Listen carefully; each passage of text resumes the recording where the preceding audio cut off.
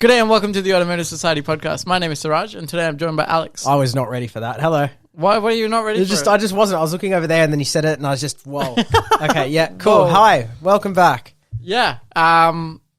This is not a quarterly update video, by the way. This will be a week after, right? Weekly. Yeah. Yeah. Well, we are recording them together and we're doing it.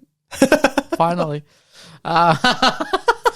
Today, actually, as promised on the last one, we were going to touch a little bit on K-Cars. K-Cars. Yeah. He pronounced it right this time. Because I'm just...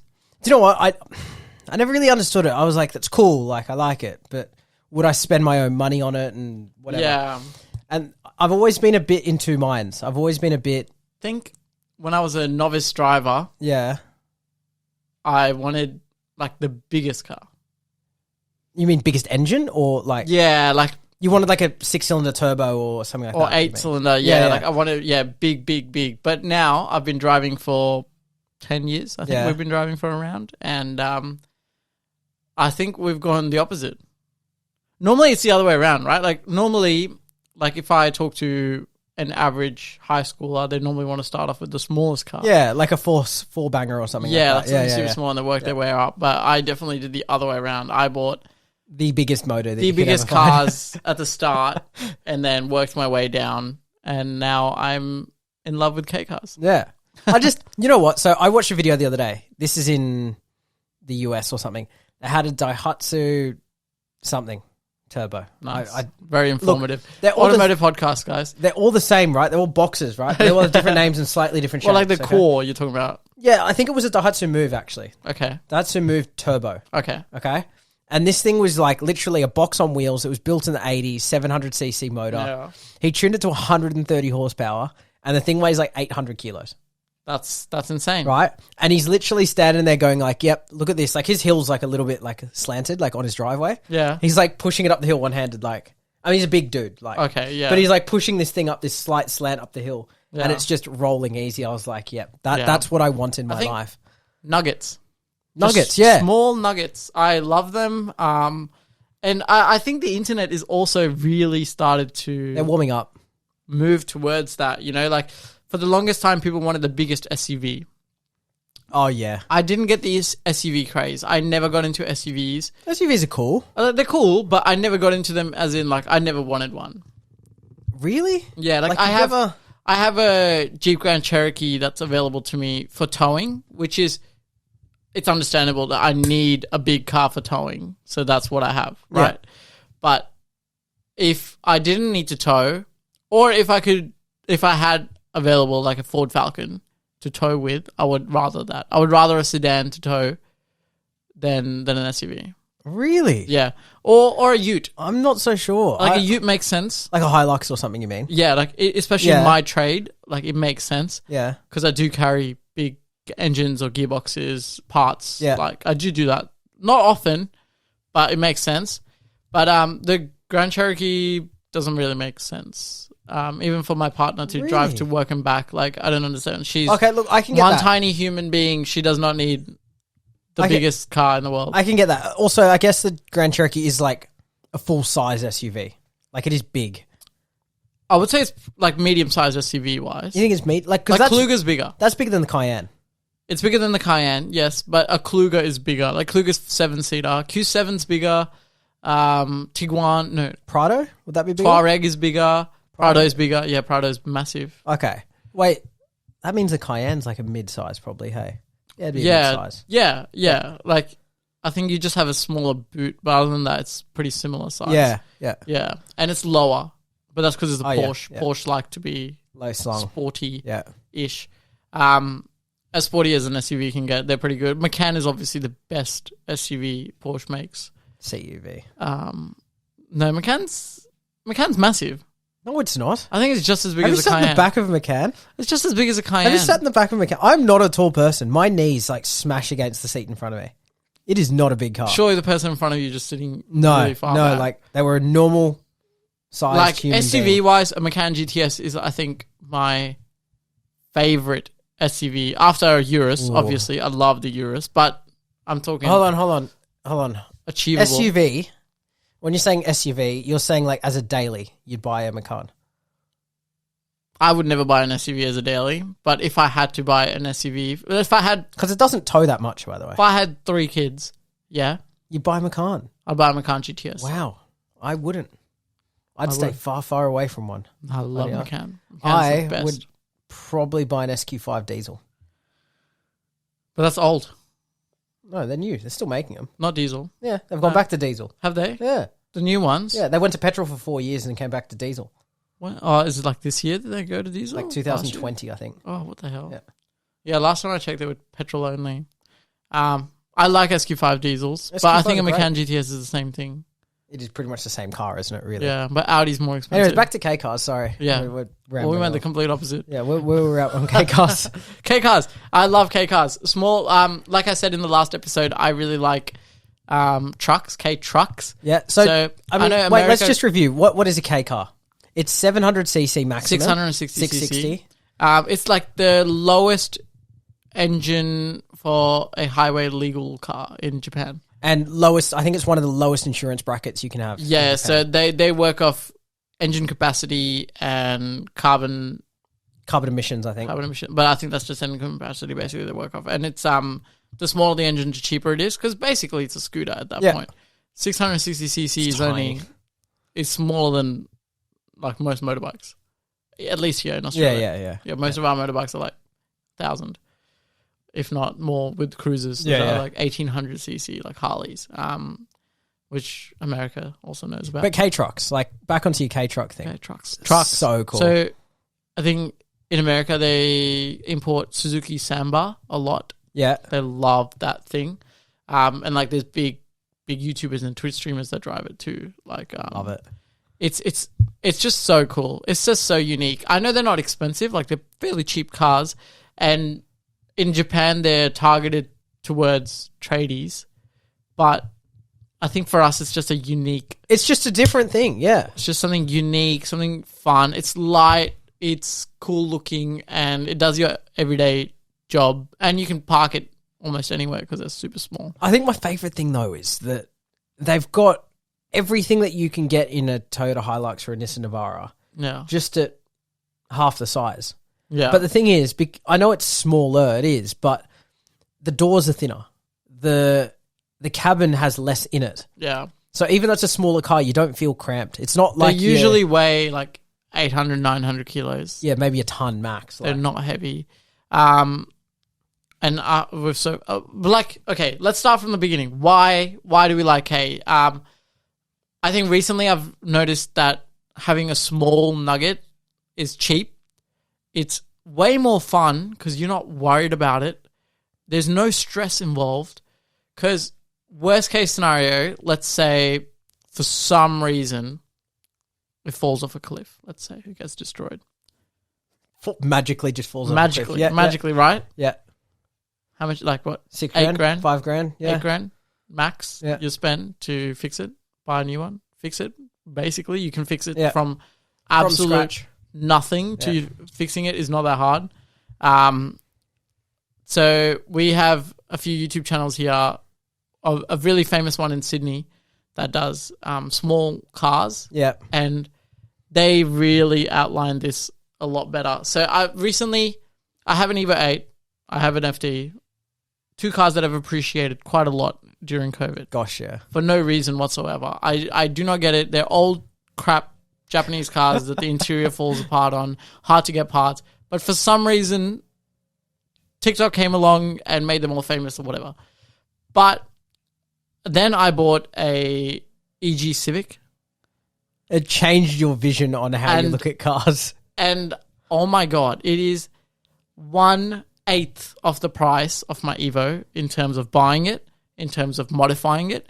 I can make a lot less power than the Evo, but power to weight, like more than the Evo, for a quarter of the price. Oh, yeah. And basically what I did with it was I've recently just stripped the interior completely. I used dry ice to even take out the sound deadening. Yeah. Sound deadening's out. It's got a bucket seat. It's got a harness in it. That's it, right? D15 carbureted stock. 87 horsepower thing, whatever it is. And I put Hankook RS4s in it. Yeah. And oh my God, dude. the most amount of fun I've had around a track. Smiles per dollar. It is insane. 10 times better. 100%. Yeah. And like with the Evo, I was always worried about either breaking it, not too much on breaking it, but mainly it's just costly. Everything's costly. It's all expensive. If I do hit a wall, it is so costly. With the Civic, I do not care if I hit a wall. It's $80 for a brand new fender, you know? It's so cheap. Like It's like unheard of these days to buy anything for under my like new $100. front bar was $60 from Honda. Like, it's so easy to get parts. It's so cheap to get parts that I do not care if I put it into a wall. So I bounce it off red line, like changing gears, and go all out of the track. Yeah, it's slow. 100% is. I'm always the slowest person at the track day, and I get overtaken by Absolutely everyone. Yeah, last time I went, and there was a stock Alfa Romeo, Giulietta. What's the hatchback? Giulietta, yeah. Giulietta. Stock, and with an old man who's never been to the track before. This is the first time he went to the track. You got pumped, didn't you? Around the corners, I was beating him. Yeah. But on the straight, he would just put his foot down and walk away from me. Yeah. He definitely did a faster lap just because of his straight speed, right? Yeah, Just acceleration purely. But it was just so fun that I could chase this guy, catch up to him on the corners, overtake him, and then he'd overtake me on the straight. And that happened for every single lap. And that's for a car that's worth probably $20,000 or $30,000. Yeah, for his car, like 20, 30 grand, and mine was $2,000, you know, like a massive difference. And I think it's amazing. Like, and I think I've gotten, the seat was, let's say, I'll put a monetary value of, let's say, $800 on it. Yeah. I sold all of the interior for $600, you know? So you stripped it for almost for $200. Yeah. Yeah. And got a new seat. And got a new seat. And then put a harness in it, and that's it. Yeah. And just had unlimited amounts of fun. Now we have to, it's too light. It's 800 kilos at the moment. It's too light. We have to actually put weight in the back. Because the last time we went to Sydney Motorsport Park, rear end was everywhere, wasn't it? I slammed the front brake and my rear wheels would lift off the ground. Like, it would literally do a wheelie at the front. So I love that. It was a bit too dangerous. Yeah, like to turn a corner, I cannot touch the brakes. And that's the reason why K cars like make so much sense. It's just, it's cheap.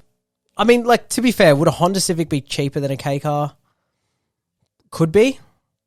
I think, well, obviously I bought a really old Honda Civic. So yeah. if you bought a really old K car, then yes, it would be. Like a 1992, let's say, if you comparing apples to apples, a 1992 Daihatsu Quor, or like any small mirror that, like, it'd be the same amount of money. Or a Charade. Yeah, or a Charade. Yeah. Like, same amount of money, same amount of thing. It's just year for year. Yeah, like a 2008 Civic is still 10 grand today, you know. See, that's a lot of money. Yeah, but 2008 K car would also be the same. So I guess we're talking about these like eco boxes, right? These hatchbacks and all this sort of stuff. But there's actually some more unique stuff out there. Basically, K car, like, you can suit whatever you like. If you want a two-door coupe, you can find a two-door coupe. You can find a two-door coupe, like sports car, like, and they're sporty. And that's what I was just going to come on to, like the Honda S660. Yeah. That is one of the coolest cars, amazing, in my opinion. It's like a baby Lotus. Yeah. Well. Okay, I will more compare it to like a.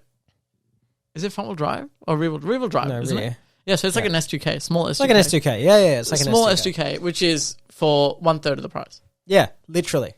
And look, it's nowhere near as fast, but yeah. Well, I'm comparing brand new prices, by the way. Like an S2K brand new was like 2-3 times more than an S660 brand new.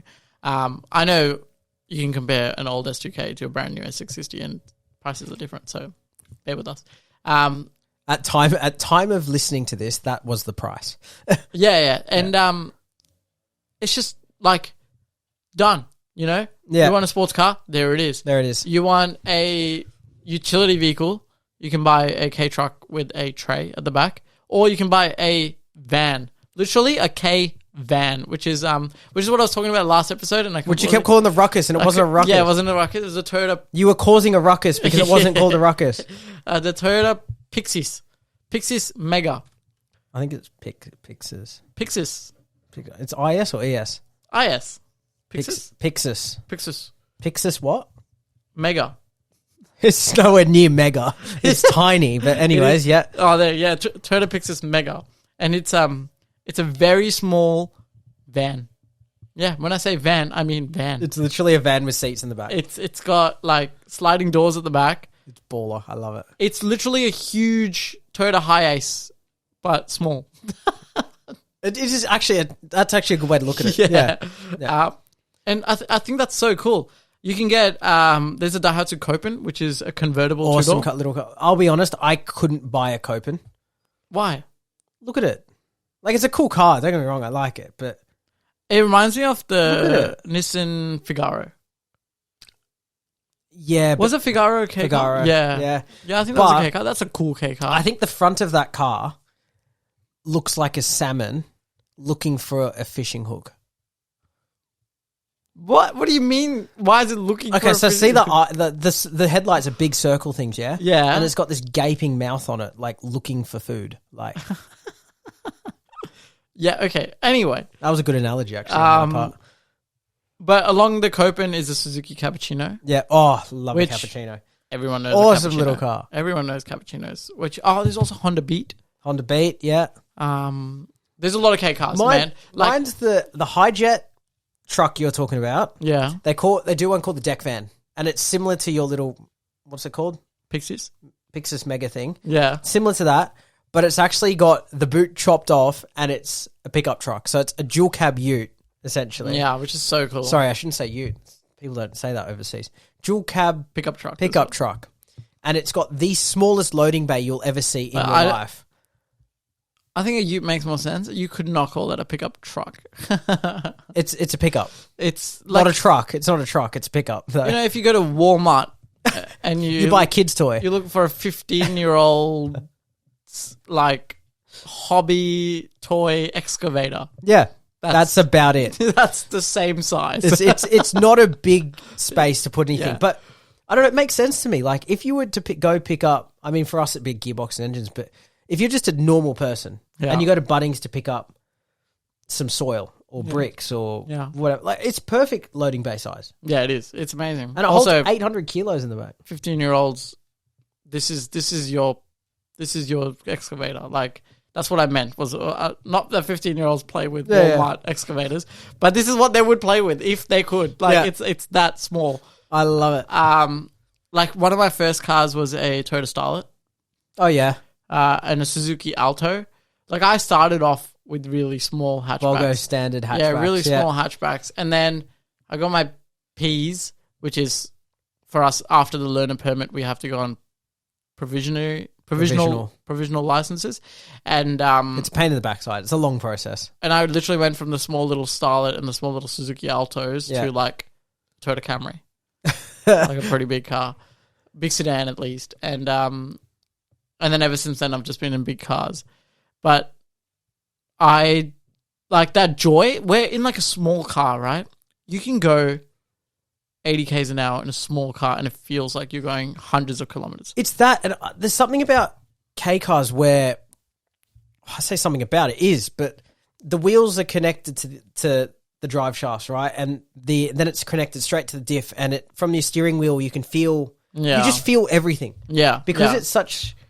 I wouldn't say is it raw? Yeah, it is raw, but it's like refined. It's like a go-kart. Yeah. It's like a bigger go-kart. It's like an adult go-kart. You can feel everything. Everything's so small. And like also, in your double garage, you could probably fit 3 K cars. Yeah. You could have plenty. Like, it's honestly either the same size as an old MX-5, if not smaller. Yeah. Yeah. Like, if you buy... And lighter. If you buy the little, like, van, it's probably going to be smaller than an MX-5. And it's funny because everyone always, like... If someone's like, hey, I want this car because it has power or whatever, that's cool. But if someone came to him and was like, I want driving experience, like, I just want smiles for fun, right? Yeah. Everybody says these days MX-5. Yeah. Which is probably true. Yeah. Okay? But, like, okay, so... But if you stripped the MX-5 back, again, to get... I think that's also bias in terms of... If you live in Australia, then yes, you're going to hear MX-5 or Civic. America as well, but that's because we didn't get K cars. No. Obviously in they're Japan... flowing through now. In Japan, There's hundreds. if you said, I want a small, fun car, it would immediately be K car. Yeah. Why would you get anything else? Not to mention Japan has very small streets and like some little narrow stuff. Yeah, towns and cities. the most congested city in where the world. K-car makes sense. Tokyo, it's literally one size up from a scooter. Yep, Like, and that's what you're getting. I love a scooter it, with though. shelter. And Scooter with shelter. and it's cool. Does it even have airbags? I don't know if some of them have airbags. Some of them do. Oh no, I'm sure they do. Some I'm of them sure do. the new ones do. Yeah. Yeah, 100%. I refuse to believe Toyota comes out with these little K I'd love it if it didn't. No way. No, They seriously, definitely do. 10 kilo saving in weight. Well, that's illegal. They legally cannot do that. Yeah, but think about it. For every airbag you take out, 10 kilos, right? Or 8 kilos or whatever the hell it weighs, okay? Yeah. You're probably saving 0.6 of a second to 100. Yeah, but like, you're also in a death trap. It's only if you crash. It's called an accident for a reason, Alex. I don't plan to have an accident. It just happened. That's the whole point. Yeah. So no, I think I'm a huge advocate for K cars in terms of maybe not your first car to start off with because you won't appreciate it. Yeah. I think like I wouldn't have appreciated it as my first car. I would have been like, ew, like let me. I think it's more like for us at least, it's like a second car thing now. Yeah, K-car. if you have one big V8 for example, and you Yeah. buy a K car for the weekdays traveling to and back from work. But by K car, I mean in our country, it can literally be a Suzuki Swift. Yeah. It could be a Honda Civic. It could be anything that's small, really. And like I'm gonna say 1.6 liter or smaller. Yeah, but the thing is, I was looking at. Oh, look, a friend of mine went to Thailand. Okay, holiday, Yeah. 2 weeks. You know the friend, anyways. And he went over there, and he knew there was a bit of a car culture, Yeah. but just didn't know to what extent it was. Turns out, Isuzu pickup trucks are the biggest selling car there is over there. They've got Isuzu Racing Series. Everything is slammed. Everything has custom bar work on it. Like, it's insane. But they also did get a heap of K cars from Japan. Yeah. A heap. And I don't know if we'll be able to show this to you I guys. think that's the but- same, right? Like small Southeast Asian countries with small streets. Yeah. And Lots of traffic. I don't know if we're going to be able to get this on the screen for you, but I'm going to show it to Siraj here. And it's a 1998 Daihatsu Move. So it's like a box on wheels, 4 doors. Someone's put the A86, the original A86, black and white tofu colors. So the grey down the bottom with the white up the top. They painted that onto this car or wrapped it or whatever. With the Japanese writing, and it's got Watanabes, yeah. And it's got a roof box. Roof box and racks, yeah. And a wind deflector at the front. Yeah, it's pretty cool. Like that's just the essence of a K car. Like the customization is limitless, just like any other car. Yeah, really, look at the stance from the rear. that's so cool. Yeah, so small. You just love it, Like, right? Modifying it is so easy. The springs are so small. The tires are so cheap. The brakes are so cheap. They're so small. Daihatsus. I've known people who were master mechanics at Daihatsu. Right. This one master mechanic said to me, I worked there for 10 years at Daihatsu, never changed a set of brake pads. What? Yeah, never did it. Why? They just never went through it because they're so light. They just don't go through brake pads. See, that's cheap motoring. That's like what could be cheaper? What could be more fun than just getting in your tiny little car going balls out? You can go full throttle everywhere. And barely speed. Stay under the speed limit. Yeah. And have the most amount of fun in the world. Like when I took that MX-5 to Bathurst. Oh, I right? loved it. Yeah. You guys were like taking it easy. You and Charlie both had a 6-cylinder, like straight 6, right? So you guys were taking it easy. My little 1.6 liter MX-5, I was full throttle up the Mount Panorama, going uphill, full throttle. Like I was hitting the apex. I was like downshifting. And you're doing about 40. Yeah, top of the rev range, and I was doing like 55 k's an hour. Like I was just having the time of my life. I was actually racing the MX-5 all out uphill on Mount Panorama. Do you know the only thing I remember is our first, I think it was first or second lap? First lap. So you know the first where the hill goes up and then you turn to the left and then to the right at the top of the hill there. I just remember turning to the left, putting my foot down because that car didn't really like being in gears that were just a little bit too low. Like it liked to be right up the rev range. Yep. Okay. Otherwise, for some reason, it would blow engine warning lights. Okay. Oh, okay. For, I don't know, overboost or BMW things, right? Yeah. I just remember putting it into the second, like way up the rev range. I was like, nah, I just need to accelerate through this. Change gear, foot down again to try and get up the hill. Bang. friggin' warning light. I was like, Oh, yeah. far out. I was like down on power, and then I felt like an MX-5 straight away. So, yeah, it's just, I don't know, like driving a slow car to its limit is much more fun than driving a fast car where you're feathering it and you're like scared of it. You want to use 100% of the car, not 50. Yeah. And it's so much more rewarding to know that you took that corner full throttle than to know that Yeah, it's a good feeling. you're like feathering it or whatever, right? Like it's just a whole different thing. Hearing the engine completely roar out, you like slamming gears is way more like, you feel more like a rally car driver than if you're at 4,000. And they're reliable. RPM. Yeah, and they're reliable. Yeah. I mean, those small little motors go forever. Yeah. Obviously, my MX-5 has 355,000 kilometers on it now. And So much. yeah, Oh my like, God. and it's still going strong. Yeah. And I can only imagine what a little Daihatsu would do, like 500,000, easy, Yeah. easy, And 600,000. honestly, like gaskets are so cheap. yeah, 40, Gaskets are like $30-$40. yeah, like, and most of the each. time they're on special because Nobody buys them. most auto parts stores are like, oh, I want to get rid of my stock because no one ever buys these. Yeah. Because one, there's nothing ever that goes wrong with them, you know. No, they're generally pretty reliable. I mean, you know, one of the mechanics that I'm talking about who had a Daihatsu Charade. I think it was a Charade. Straight, yeah. Was it a Charade? Yeah. I don't know. It's just a box on wheels, right? Yeah, With it's two doors. straight. Yeah, And it made 167 horsepower. yeah, makes sense. I don't know what that would be kilowatts. 100? 105? Nah, a little bit more, 130 or something. Yeah. Anyways, it made something like that. And this thing weighed in at like 680 kilos or something. Yeah. It was absolutely pumping Subaru WRXs. Yeah. Pumping like absolutely everything. Power to on weight the road. wise, amazing. And It was short insane. wheelbase, so you get amazing amount of mechanical grip. Like the mechanical grip alone gets you so far where you can take corners and overtake whoever you want. Yeah. The funniest thing is he's like, oh, the whole car cost me like $4,000. Yeah, that's it. So cheap. Like if I was to take my RX-7 to the track, my track insurance, if I wanted to get track insurance, would be like $4,000. Really? Yeah, Oh my God. like for a year. Yeah. So like if you bin it on the track, and they'll replace the whole car. Yeah. So yeah, it's obviously high risk. So it's like $3,000-$4,000. For $3,000-$4,000, You can buy a whole new car. I can buy a K car and go full out on the track. And if I crash it, that's another $4,000. Yeah, so be it. Move on. That's another Right. $4,000 next year. Yeah, which, yeah, if I was to try, and not to mention the maintenance costs, like brake pads on my Civic were $60 2 years ago. Yeah. It's done 4 track days on them, and there's still like 80% left. I love that. And I've gone all out. Like it's locked up. Like I So, brake hard. you know what? One car we actually missed. Technically, it's a Mazda. Oh yes, The AutoZam AZ1. with the gull-wing doors. Yep. I'll be that's honest, just cool. I don't know much about it. That's just unique and cool, right? Like Mazda's always done something unique and cool. Rotary engine with even the MX-5. They like small, light, agile cars. I know they're a big fan.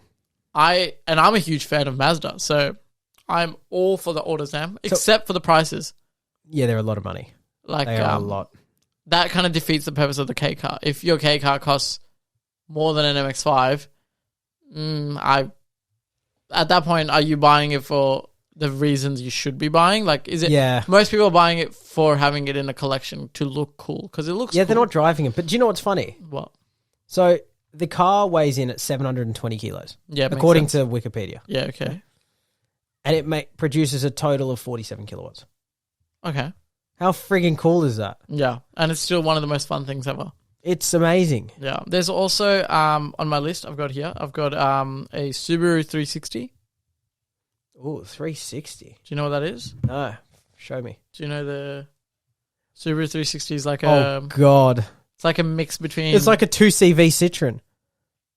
looks wise. Yeah. It's like a mix between a Figaro and the Daihatsu Copen with like a 2CV. Oh, I don't That's know not how I even that feel old. about that. That's not even that old. Like Subaru 360s were huge. So the last one was made in 1972, And the 360 looked like a cheap Volkswagen Beetle, according to this website, and why it was nicknamed the Ladybug. The Ladybug. The Ladybug. I don't think I ever want a car called the Ladybug. What? Ever. I love 360s. If you see one in person, I think you would love it. Like a Subaru 360 is amazing. It's got like split personality disorder. And as far as I know, I don't think like you can get them in convertible too. They're just really weird. They're bench seat front and back. I don't recommend this car. I'll be honest. It's 25 horsepower. Oh my God. 0 to 60 miles per hour in 37 seconds. What? Yeah. 37? 37 seconds. You couldn't even get up to freeway speed without getting in a crash. So that's 0 to 100. It's 356cc, hence the 360 name. Oh, it's not a full 660cc. No, it's like 360cc. Top speed is 75 miles per hour. Oh God. I'm not so sure I want one of them. But then again, you're buying a 360 for collector's reasons. Yeah, that's a collector. Not for K-car. For me, it's the Cappuccino, which is the one that really intrigues me. Cappuccino? Yeah, because... See, for me, it's the Honda Beat. You're a beat person. I'm a beat person. Yeah, I love the beat. You love the meat. What? Is that what you said? I said beat. You love meat. Right, okay. I love the beat. There's also Honda Vamos. I don't know if it's meant to be pronounced Vamos. Show me. Why does it sound Mexican? But it's not. It's just like the Toyota Pixis, but just uglier actually. Not as uglier. Nice. No, I don't like it. I don't know about uglier. It is. I prefer the Toyota one. Yeah. But the AZ one is just a super cool car. For me, so there's a thing that pops up, and I can't remember the actual. Oh, yeah, this is very different. 0 to 60 on a AZ1 is 11 seconds. See, that's okay. That's okay. You'll only age like a year. That is 657cc, 3-cylinder turbocharged. Makes 63 horsepower. That's a lot. I did not expect it to make 63 horsepower. 63 for how much does it weigh? I don't know how much it weighs, but it's got to be light. It's got a hood scoop at the front for the turbo, so it's got a hood scoop for the turbo. Gullwing doors, hood scoop. It's freaking sick. So, see, a Cappuccino, 0 to 100 kilometers an hour, 9 seconds. That's faster. Yeah, right. Yeah, okay. Top speed 93 miles an hour. Okay. And they're very popular with engine swaps. Yeah. Well, especially Hayabusa engine swaps. Yeah, Hayabusa K24, I think, is coming a thing now in them. Really? That's massive, though. Yeah, does it fit? Wow. I don't know if they cut the body or anything, but I feel like that would be a death trap. The thing is, they're so narrow, so whatever engine you put in them have to be narrow and long. Yeah. I mean, I'm a huge fan of K24s. Don't get me wrong. Really? We've never heard that before on this. Yeah, it's crazy. I'm actually putting a K24 in the Civic. Really? Yeah. Unbelievable. You've never said that. When did this come a thing? Do you reckon that'll be a death trap? Yeah, 100%. No, wait. It'll actually no, I don't think it will. I think it will. No.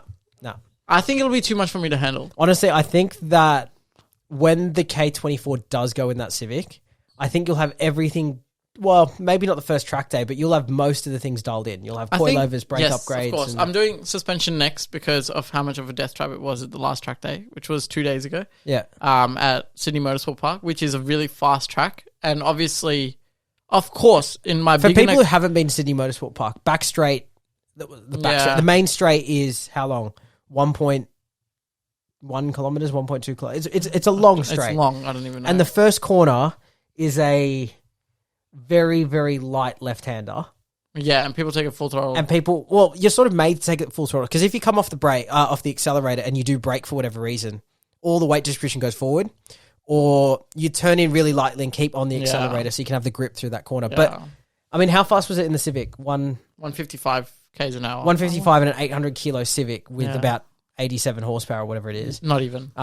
So to put that into context, if you were in your Evo, what would you do down that corner? If you were absolutely macking it. If I was absolutely macking it, probably 220. Yeah, okay. So that's how fast that corner is. Yeah. Ridiculously fast. Yeah, ridiculous. They brought out... So it's the same track that they use for World Time Attack. What's it called? World Time Attack Challenge. And you will see that this 1 year Toyota brought out one of their really fast cars. Yeah. And the driver, took the first corner flat out. Yeah. I think 300 something k's an hour. What? Ridiculous speeds, right? Took Yeah. the first corner, broke 2 of his ribs from the G-force. 2 of his ribs snapped. Oh my Turn 1 God. from the G-force. The Civic alone, we got 1.06 Gs around that first corner. See, I love that. That's insane. That's so cool. That's insane. Like, for a little hatchback to pull that many Gs around a corner Yeah. on 195s, like tires. Well, what's your thought though? I mean, if you're going to K24 this, like, what tire sizes are you going to get? 225 probably. Yeah, okay. As long as they're not too big in the rear. And there'll be 225 like semi-slicks. Yeah. So like grippy boys. Nice Nankangs. Yeah, I'll probably go AR love a ones good if Nankang. I can find them. They're really hard to find at the moment. Are they? Yeah, they're really cheap, but they're really How hard. do you explain Nankangs to people listening? They They are- No, everyone knows Nankang. Well, not everybody. You never know. The right? whole world knows Nankang. They're semi-slicks, They're but- super popular in America They're as well. semi-slicks, but they're cheap. Yeah, they're really cheap. Yeah. Nankang's a really cheap brand. I Obviously, think they're Chinese, aren't they? Yeah. I don't know. Yeah. It's a really cheap brand, but everyone knows that Canada uses AR1s a Yeah. lot. Like America uses them, so you'll see them around. They're really cheap and they're really good. I think that's the only good tire from that company. Literally nothing else. They do one semi-slick that everybody I buys. do not know the name of any other tire, but I've heard that they're terrible. So that's the only tire I've tried, and it's the only tire that I like. It's really noisy. Yeah. I can tell you the AR1 is really noisy. So is there was another one, Achilles 123S's. Don't know much. That was a semi-slick that I tried on my FD, and that was really good. But same again, very sticky, very noisy. So as you're driving next to, I can't stand that. you know, when you drive next to like concrete barriers or whatever, you can like, and the voice reverberates back into you. Yeah. You could hear the Yeah, I hate that. and that's You know what? Actually, Gets annoying I on can't a- remember what I had on the BMW. I had Continental something or other. I know you have Contis as well. I have Contis and my Conti Sports. Conti Sports. That's it. Yeah. I think I had Conti Super Sports, right? Yeah. On the BMW. Best tire I've ever had. Yeah. It So is I've got brilliant. Conti Sport MC6s on my Evo currently. Yeah. Amazing, even in the wet, amazing. So good. Will never reach the grip on the street. Like I lost a bit of traction last night. Like if you really hammer it and Yeah. it's wet, like really wet, you will lose it at first. But then once it grips up, it just goes. Yeah. Once you get some heat into them, You're fine. you're done. Yeah. You're fine. So yeah, a lot of good tires out there. Obviously, there's 8008Rs, there's AO52s, but they're like 300 a There's pop. so much. I'm not spending 300 a pop. PS4s, PS4 S's. 450. Um, They were 450 and a no, they're cheap 235. now. They've gone down quite a bit. Really? Yeah. I think you can get them for or at least in my size, for 240 a pop, 250 a pop, That's not bad. if you can find them. That's the thing; they're really hard to find. 'Cause- Hankook had a factory fire, and that's why RS4s are super impossible to get right now. They're super ramped up in price. Sad. So my RS4s that I have are actually secondhand, but the previous person did like 50Ks on them. They still had the sticker on it. This is what I have in my vision, right? Like one of those little not Nissan, what are they called? Daihatsu Cube turbo things, right? Yeah. One of them with like some nice, because you can get the best quality tire in a 13-inch, like because they're just so cheap. Yeah. You get the best quality tire for a 13-inch Yeah. rim or whatever it is with Watanabes and Yeah. brake upgrades, coilovers, the whole thing with a good tune and whatever they Yeah. do, turbo upgrades, 120 horsepower, 150 horsepower. You'll be laughing. Yeah. That's the It's like so basically good. the gist of K cars is they are cheap, they are reliable, and the amount of fun you have in them should not be possible. Yeah, and I think this is like one of the cars that like people should start considering, like when they actually need a car for a daily and they go, you know what, I just want a second project car or Yeah. something to have. Like a K car it's there. Like go buy them. Yeah. They are cheap. They're cheap to run, cheap to buy, cheap to maintain. Like And there's nothing that they can't do other than towing. yeah, they're Or never like, gonna tow. if you're a tradie who needs a big man, like you're an electrician or plumber, Yeah, and you carry a lot of weight. and you carry a lot of weight and Probably tools, not the car for you. makes sense. Yes, your work vehicle will need to be a van or a Yeah. utility vehicle or whatever. Maybe not a K car, right? But if you're doing like work around the house, for example, Yeah, like me. Like I always move random stuff. like your dad, for example, if he's moving concrete or if he's moving bricks, like Yeah. a high jet with a Sweet as. tray at the back. Yeah. It's perfect size. He would use it daily. Perfect size. Literally daily. And it does everything for like $40 of petrol a month, right? Like it's so cheap. Yeah. It's so unbelievably efficient as well. And Japanese have really perfected the art of small 3-cylinder engines with a turbo. Yeah, and just getting from like, at the end of the day, they just need to get you from A to B, but while having fun and not spending a lot of money. Yeah. Yeah, they're not fast, but that only means that you won't lose your license. You cannot speed on the road. And it's not like, you know what I like about it though? Is like everybody's second car these days that I speak to is, I don't know, Skyline on the weekend, or, you know, my weekend is an MX-5 or whatever. They're all really, like, I like them all, don't get me wrong. But they are quite like, you'd go down the main strip of something and show it off. Yes. They're a very showy car. Yes. Okay. Yes. Yeah. Whereas I like a K car because, like, you drive it because you have built it to be enjoyable. Yeah. And it's so incognito. It's like, like you might have some funny looks going like, "Wow, I've never seen that before." Yeah. Well, it depends on what you drive, right? Yeah. Like, if you drive a little Copen, you'll get looks. But they won't be like, "Wow, look at that rich guy." It'll be No like, way. "Oh, that's so cool." Yeah. Yeah. Like, That's it's all a they'll say. completely different thing. Like, what I hated was I got my dream car at the age of 20. And if I ever drove it around, people would go up to me and just be like, "Oh, daddy's money." Yeah. And I hated that. Like, I hate that attention. That's one of the big reasons why I took it off the road, and why it hasn't been on the road for the last 3 years, is just because I didn't want that attention. This is the worst thing though now. Like, I feel like everybody has we probably both didn't really care about stigmas around cars when we were 18, 19. But now we're like the age that we are. I actually do care what people sort of think. Like, I don't care. I just don't want to be, no, but I don't want to be like the 86, 86 is a great car. I'm not denying it. But the fanboys around 86, like, I just cannot bring myself to ever deal with it. Well, I mean, know? I don't have that, so hence why I didn't sell the car. Yeah. I just wanted to wait a little bit longer. Yeah. I don't care what people think about it, but sometimes I would like to travel around without being pointed at or without people talking to me for no reason. Like, normally, like, we have a Rolls Royce in the family as a car, right? Not mine, but you can drive it. You have access. I do drive it. Yeah. I'm the only one that drives it currently. And when I do drive it, obviously people look at me like, "Is that your car?" Like, they'll double check it. Yeah. And I'll be like, "Oh, no. I'm just a chauffeur. I don't own it." But it's that weird look, like people at traffic lights being like, "Oh, nice car," or "What is that thing?" or blah blah blah, because there's some sort of stigma there. Sometimes I just want to drive somewhere and just you just want to get from A to B. Just listen to my music on my podcast, and that's it, right? I don't want to be pointed at. I don't want to. But then there's other times where I'd go on car cruises where I want to have conversation. You want to have it, want to have conversations about cars. Like, I want to park my car somewhere and have someone conversation about my car, and so I can ask them about their car, and so on and so forth. And that's how I learn about every car. That's what a car meet is. Yeah. And that's what I enjoy. Sometimes I just want to go on a cruise and just do that. Just drive, yeah. And I don't care how much attention it gets, because that's kind of the reason why those cars exist, you know, is because it got my attention on the road. I fell in love with it, and that's why I bought it, you know? Yeah. So you didn't buy it for other people's pleasure. You bought it for you. Yeah, I bought it for me. And if it gives someone pleasure, like, I'm super over the moon about it. Like, I love that other people love what I like, you know? It's just like-minded people hanging out, and that's do you know cool. my only thing is, like, I like... Oh, do I? No, Like, I don't. Like, I don't care. I don't necessarily care what people think, right? Yeah. I just don't like the stigmas wrapped around certain cars. I do agree, can't stand it. But it depends on who the person is too. Like,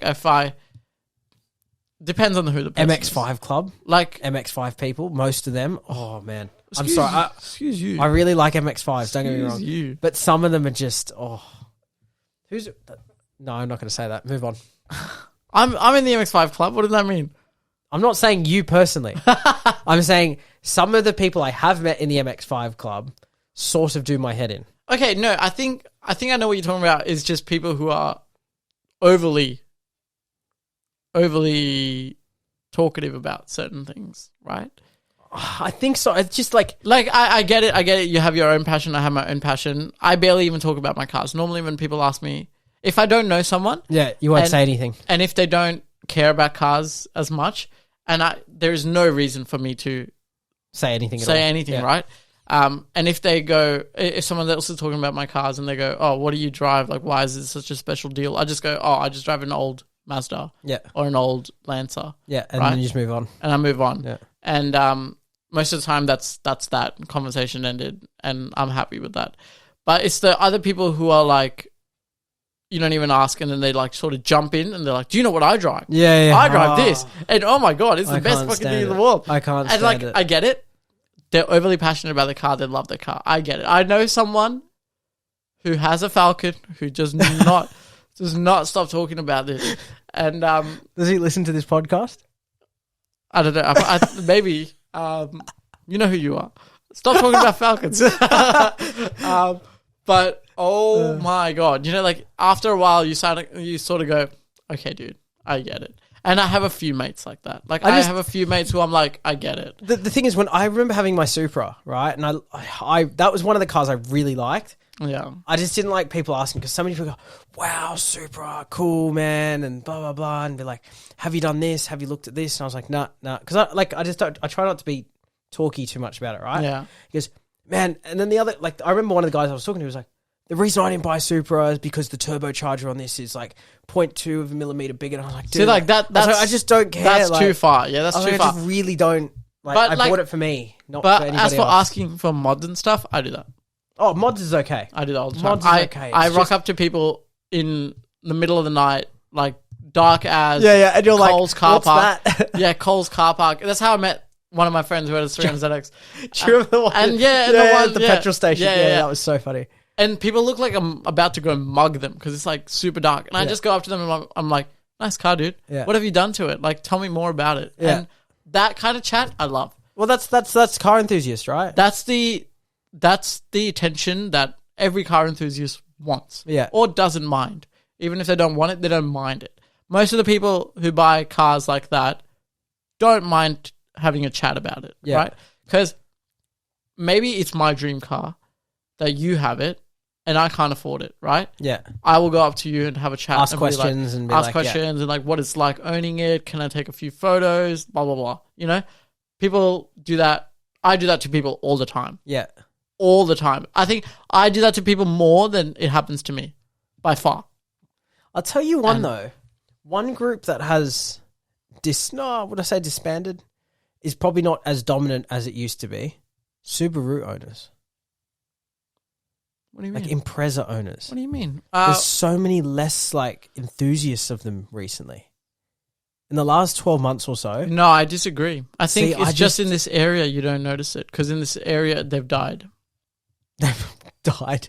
Yeah, like this area's moved on to i30s and whatever. Yeah. I think we are one of the demographic that has moved on to newer cars.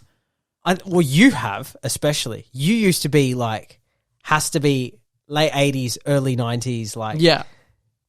But maybe it's the crowd that I hang out with them. But like in our area, it's harder to see an old car. Yeah. Whereas everything's new in our area. If I go to other areas with different socioeconomic backgrounds or whatever, you will still see the same trend that we had 5 years ago is like a new trend there. Yeah, that's true. Imprezas are massive right now because they're one of the only The new ones are though. They're one of the only cheap cars you can buy. Like my Impreza was a 2004 Impreza. Yeah. That I just recently bought and I wanted to do racing with it, and then it didn't work out because everyone pulled out. But I just sold that, and the guy who bought it was super excited about it. Like, but that's what people love, right? These are people who love cars and want to get into cars. Man, it's EJ20, all-wheel drive, the classic Subaru, like same WRX chassis, right? And you can do mods to it to make it look like it. They're huge. Yeah. There's hardly any on the market because either people are keeping them or they sell instantly. So they're huge. Just not in our area. No, yeah, maybe you're right. I just haven't met a lot recently. Yeah. And another thing that I'm seeing, and this is not, like, this is completely a factual what I have noticed. Subarus are like a lot of girls who are like getting new into cars and don't want all in Subis. They're getting into Subarus. Like Subarus are a huge girl car community. There is actually now that Hondas- and MX-5s. Hondas and Subaru, like Honda's always had a girl community, but Subarus, They've always had that though, ever since like Too Fast and yeah, Furious. well, Subaru's really getting into it. Like I see a lot of girls driving Subaru Imprezas, Liberties, Yeah. WRXs. It's just awesome. It's awesome to see. Yeah. Because I don't know if before they didn't feel less comfortable going out with them or going to car meets or whatever, but now I see it a lot. There's more out and about now. And I'm super glad. Like, it's so good to see more people in general, just more people. Yeah, everybody. We got a little bit off topic there, but I think to wrap today up, yeah, because I got to run after this. okay, To wrap today up, K cars, cheap, easy, reliable, fun, really fun, really fun, really tunable. Go buy them. I think that's our advice. I think so, 100%. I think there is a K car out there for you, whether you want a truck or a van or a sports car or whatever. There is one. whether you want to go off roading, Yep. there's small cars, even a Jimny, like it's a small car. If you want to go to the track, there's sports cars. If you want to just drive around every day, there's Econo boxes. Yeah. There's everything. Like you can get everything. And the mod list is huge. Limitless. Yeah, there is especially so in Japan. much. Yeah. Like if you can't get it here, don't worry. Just order it in. Yahoo auctions. Yeah. Or just go to Japan. So cheap. So good. Go out there and do it. If you don't want it to be your only car for whatever reason, you need practicality or whatever, or you need to tow or whatever, just buy it as a second car. It's so cheap, as if like you're not even losing that much money. I literally saw a Daihatsu on like a Daihatsu manual. I think it was a Charade. Yeah. Like an late 80s model. One of the cool looking ones. Okay. Yeah. It was like $3,200. Yeah. And insurance will be like $300. Cheap as. Yeah. Just do it. Do it. Just That's our advice. Yeah, 100%. But thanks for listening. Hit us up at the Automotive Society Underscore on Instagram. Yeah, and our email is theautomotivesociety@outlook.com. That's it. He's done it. I got it. There you go. Hit us up. Any suggestions and send your cars through, actually. We do want to see some of your cars. So I do want to see some cars. Or at least just let us know, maybe in the comments, what cars you're into, what cars you'd like. I want photos. Or if you're into K Send cars us already. photos. Send us photos. Send us photos, yeah. Just do it. Yeah. Just do it. All or right. tag us. Yeah, on tag Instagram. Us. Yep. And we can share your photos. And that makes sense. That makes sense. That makes sense. We're so old. That's good. Yeah. I'm like, technology, you do that? Yeah, you do that? Yeah. Oh, God. I do not use Instagram much. Yeah. Alex is in charge of our Instagram. And it's been busy. has it? No. I've been busy. Yeah. Okay. But thanks for listening. We'll catch you on the next one. Yeah, all good. See ya.